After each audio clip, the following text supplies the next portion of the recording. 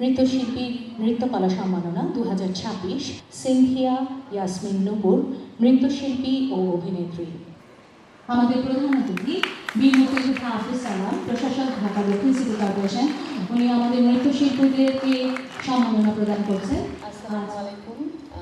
সবার প্রথমে আমি ধন্যবাদ জানাতে চাই বিশেষ অতিথি প্রধান অতিথিকে আমাকে এই অ্যাওয়ার্ডটা তুলে দেওয়ার জন্য, এবং স্পেশাল থ্যাঙ্কস টু উজ্জ্বল ভাইয়া যে আমাকে এই অ্যাওয়ার্ডটা দেওয়ার জন্য যোগ্য মনে করেছেন।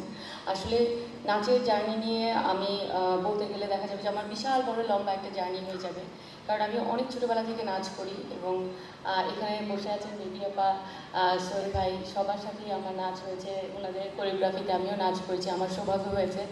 এবং আমি যখন তোমাদের সবাইকে নাচ করতে দেখছিলাম ওই দিন জাজমেন্টে বসে, আমার ছোটোবেলার স্মৃতি আমার মনে পড়ছিল।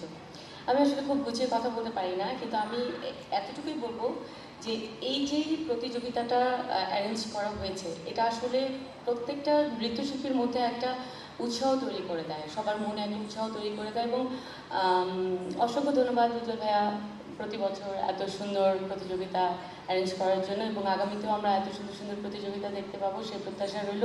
সবাই দোয়া করবেন এবং সবাইকে অনেক ধন্যবাদ। Thank you. ধন্যবাদ সিনথিয়াকে।